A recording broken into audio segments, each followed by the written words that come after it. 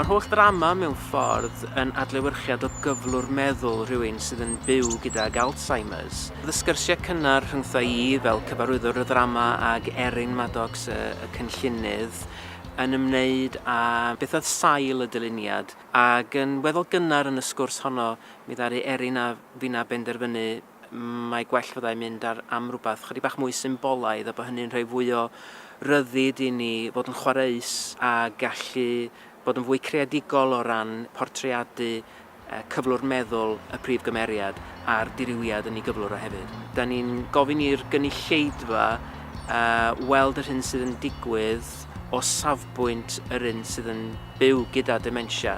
Di rywun wrth wylio'r ddrama ddim yn siŵr iawn yn pwy yda ni, pwy ydy'r gwahanol bobl yma sydd ar y llwyfan. Mae hwnna yn ysgwennu ac da ni angen cyfleu hwnna hefyd yn y ddrama.